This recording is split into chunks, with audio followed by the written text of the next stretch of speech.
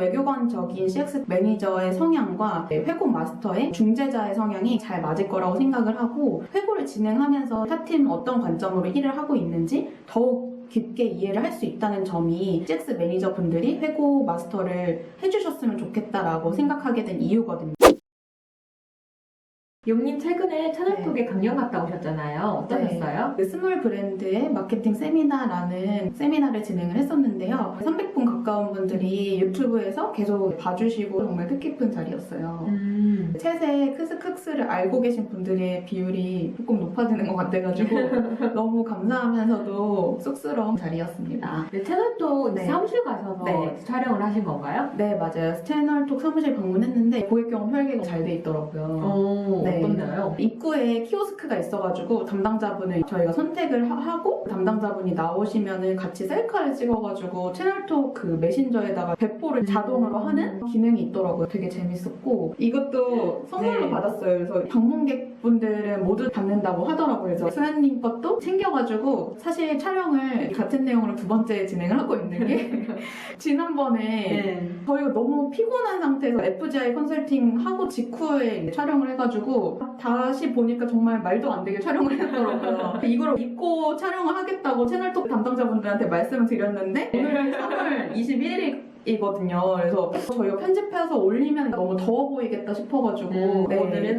봄옷을 입고 네. 촬영을 하게 되었습니다. 네. 채널톡 담당자분들이 크스크스랑 나중에 콜라보레이션을 하고 싶다고 말씀을 주셨어요. 아, 정말요? 네. 그러면 기다리고 있겠습니다. 네, 그냥 하신 네. 말은 아니라고 믿겠습니다. 네. 스타트업 업무 방법론에 대해서 알아보려고 하는데요. 네. 스타트업 시장이 정말 커졌죠? 맞아요. 요즘 채널톡 같이 스타트업 규모가 커지는 추세가 좀 많이 만들어지고 있는데요. 최근 기사를 보니까 2021년 기준 스타트업의 투자 규모가 무려 20조 원에 육박한다고 해요. 20조 원이라고 하면 체감이 안 되실 것 같아서 비교를 해드리자면 2015년도의 투자 규모는 3조 원이었으니까 무려 7배가량 성장을 한 거고, 2020년에서 21년이 정말 유의미한 게 2020년에 투자 규모가 9조 원 정도밖에 안 됐다고 해요. 1년 새에 무려 2배 이상 성장을 한 거기 때문에 매니저분들은 스타트업을 염두를 하시고 취업이든 이직이든 생각하시는 게 좋을 것 같아요. 네, 작년 연말에 흥미로웠던 기사인데요. 우리나라 25대 재벌 이런 걸 줄 세워보잖아요. 절반 이상이 스타트업 출신의 유니콘이 된 기업가분들이 계시더라고요. 이런 것만 봐도 더 이상 대기업만 생각해서 업무 커리어를 준비하는 게 아니라 스타트업 시장도 노려볼만 하다라고 생각이 들고요. 스타트업이 어떻게 일을 진행하는지 업무 방법론을 공부해볼 필요가 있다라고 생각이 들었습니다. 그리고 보시는 분들 중에 분명히 저는 스타트업에 관심이 없어요 라고 하시는 분들이 있으실 것 같아요. 요즘의 추세는 대기업들도 스타트업에서 사용하는 방법론을 적용하는 추세가 만들어지고 있거든요. 결국엔 회사를 성장시키고 결과를 잘 도출해보자라는 의미로 만들어진 단어들이기 때문에 실무에 적용해보시면 나의 커리어 점프에 많은 도움이 되실 거라고 생각이 듭니다. 오늘은 수많은 방법론 중에서도 애자일 회고 진행법을 알아보려고 하는데요. 저희가 찍다 보니까 분량이 좀 길어져서 1편에서는 애자일 회고가 무엇인지, 장단점은 무엇인지, 매니저가 애자일 회고 진행법을 배우면 무엇이 좋은지 이거를 다뤄볼 예정이고, 2편에서는 본격적으로 애자일 회고 진행법을 알아볼 예정이에요.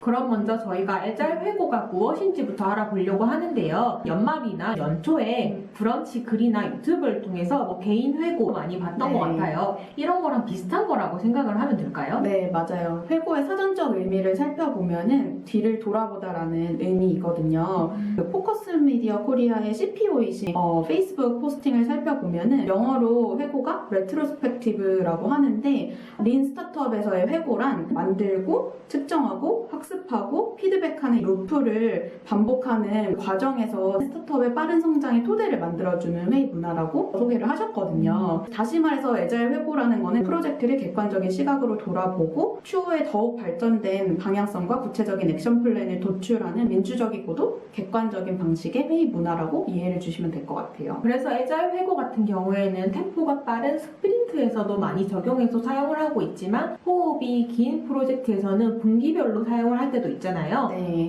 일반적으로는 월 단위, 분기 단위, 연 단위로 회고를 활용하기보다는 주별로 업무를 돌아보면서 조직의 방향성이랑 지금 하고 있는 업무가 잘 부합이 되는지를 살펴보는 경우가 많은데요. 이렇게 짧은 단위의 회고를 제대로 진행하려면 그 문화 자체가 많이 반영이 되어 있기 때문에 긴 호흡의 회고 방식을 아는 것도 굉장히 중요한 것 같아요.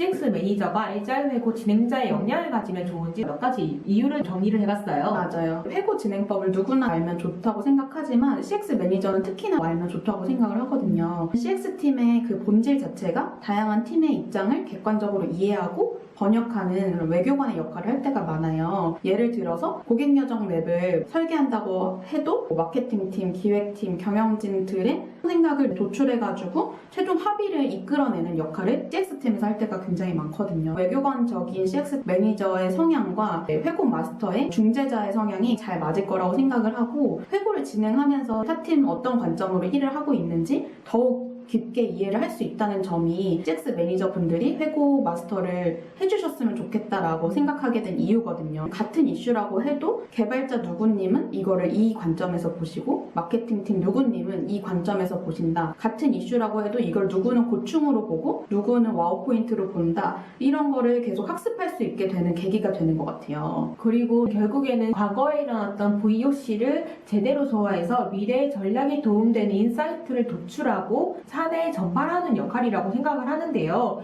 이 역할 자체가 과거와 미래를 잇는 징검다리 역할이기 때문에 회고 진행자와 CX 매니저의 비슷한 점이 정말 많다라고 생각이 들더라고요. 그리고 마지막으로 팀에서 자체적으로 회고 문화를 진행을 하게 되면은 사내에서 좋은 팀 문화로 비춰질 가능성이 높은 것 같아요. 만약에 다니고 계신 회사에서 회고 문화가 없다라고 하면은 이 회고 문화를 팀 안에서부터 시작을 해가지고 사내에 전파하는 것도 팀의 입지를 키우는 데 도움이 많이 될 거라고 생각을 합니다. 맞아요. 네. 아무래도 회고를 진행할 줄 아는 인재가 드물기 때문에 팀 내에서 애자일 회고의 문화를 가지고 있고 진행자 역할도 할 수 있는 사람이 된다면 특별한 CX 매니저로 성장할 수 있을 거라고 생각이 듭니다. 그러면 저희가 이제는 애자일 회고의 장점과 단점을 한번 알아보려고 하는데요. 장단점을 3가지씩 분류를 해봤는데요. 우선 장점 3가지를 이제 말씀을 드리자면 첫 번째로는 일을 진행하다 보면 관성처럼 일을 하게 되잖아요. 근데 이런 것들을 다잡는 시간을 회고로 가질 수가 있어요. 뭐 예를 들면은 농구를 할 때 중간중간에 감독이 선수들을 불러가지고 작전회의를 할 때가 있잖아요. 근데 우리가 업무를 할 때는 감독관처럼 누군가가 모니터링을 해주는 사람이 없잖아요. 다 같이 모여가지고 작전회의를 하는 계기를 회고로 활용을 할 때가 있어요. 서로 생각이 미묘하게 달라지는 것들도 회고로 다잡을 수가 있고 그냥 이유 없이 하던 일들도 회고를 통해서 이거는 사실 불필요한 일이었는데 계속 하고 있었네? 이런 계기가 될 수 있거든요. 이거를 2가지로 정리를 하셨어요. 첫 번째로는 구성원 간의 연결을 촉진합니다. 2번째로는 즉각적인 피드백이 가능해집니다. 이게 결국에는 회고의 첫 번째 장점이라고 생각해 주시면 될 것 같고요. 2번째 장점 같은 경우에는 애자일 회고는 많은 사람들이 의견을 투명하게 주고받을 수 있는 회의 문화라는 점이 좋은 점인 것 같아요. 팀 안에는 위계가 있기 때문에 어설프게 존재하는 정치라든지 긴장감이 있을 수밖에 없는데 회고라는 문화 자체가 모든 참여자들의 신분을 동일하게 놓고 시작을 하거든요. 그래서 회고 마스터의 리딩 하에 팀장이든 팀원이든 인턴이든 경영진이든 같은 입장으로 나열된 이슈들을 객관적으로 바라보는 시간이기 때문에 훨씬 더 객관적으로 회의를 진행할 수 있다는 게 장점이에요. 이것도 의미를 차용을 하자면 우리가 비로소 몽골 기병이 될 수 있다라고 말씀을 하셨는데요.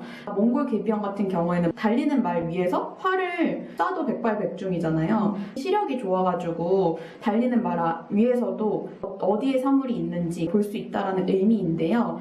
그 투명한 커뮤니케이션이 결국에는 시력을 좋게 만드는 거인 것 같아요. 투명성이 확보가 안 된다면 계속 멈춰가지고 활을 쏘고 혹은 달리지를 못하는 경우가 있을 것 같은데 회고를 중간중간 진행을 하다 보면은 서로 업무하는 부분이 예측 가능해지기 때문에 좋은 점인 것 같거든요. 서로가 어떤 일을 하는지 어떤 도움을 줄 수 있는지 예측 가능해지기 때문에 보다 효율적으로 동적 목표를 관리할 수 있게 됩니다. 어마어마한 속도전이 시작되는 것입니다. 이렇게 정리를 해주셨거든요. 그래서 2번째 회고의 장점은 투명한 커뮤니케이션이 가능해진다는 점이고 마지막 장점 같은 경우에는 프로젝트의 과정이나 결과를 공식적인 자리에서 객관적인 시각으로 인정을 주고받는 자리가 드문 경우가 많잖아요. 근데 회고를 진행하면은 잘했던 프로젝트는 과정이든 결과든 칭찬을 하는 계기가 되고 좀 미흡했던 거는 이 과정만 좀 보충됐으면 결과가 달라졌을 거다라는 객관적인 평가를 내리기 때문에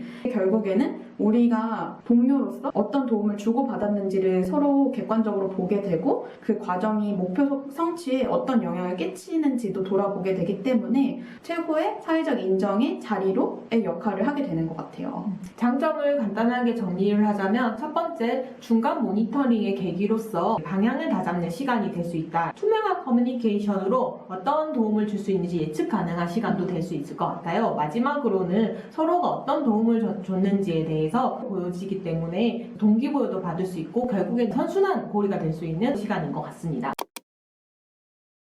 저희가 장점을 알아봤는데요. 회고의 단점은 무엇이 있을까요? 첫 번째 같은 경우에는 회고 진행자라 불리는 회고 마스터의 스타일에 따라서 회고 분위기가 달라질 수 있다는 점인 것 같아요. 예전에 다녔던 회사에서도 3분 정도의 회고 마스터 분들이 계셨는데 3분의 회고 스타일이 전부 다르셨어요. 어떤 분은 정말 딱딱하게 회고를 진행하시는 분들도 있으셨고요. 조금 유연하고 부드럽게 진행하시는 분들이 있으셨거든요. 아무래도 진행자의 분위기에 따라서 회고의 분위기도 달라지기 때문에 참여자의 단어 선택, 뉘앙스들이 많이 달라지더라고요. 이런 게 달라지다 보면 도출되는 결과들도 달라질 수밖에 없고요. 그래서 프로젝트 결과에 따라서 어떤 분위기의 회고 진행자가 필요한지를 잘 선별하는 것도 중요한 부분이라고 생각이 들고요. 두 번째 같은 경우에는 바로 회고의 준비 시간인데요. 짧은 스프린트의 회고 같은 경우에는 따로 준비할 시간이 없거나 회고 들어가기 전 10분, 15분 정도의 준비 시간만 있어도 되지만 긴 호흡의 회고 준비 같은 경우에는 반나절까지도 걸리는 때가 있더라고요. 세 번째 같은 경우에는 이게 가장 안 좋은 점인데요. 회고는 했지만 도출된 결과에 대해서 다음 프로젝트에 적용하지 않는다. 이러면 회고를 진행하는 의미가 없는 것 같아요. 회고를 한 달에 심취한 것밖에 되지 않다라고 생각이 들거든요. 그렇기 때문에 회의를 위한 회의로 회고를 사용하지 않으셨으면 좋겠습니다. 손님이 애자일 회고의 단점을 3가지로 정리해 주셨는데 첫 번째로 회고 마스터의 영향력이 너무 크다.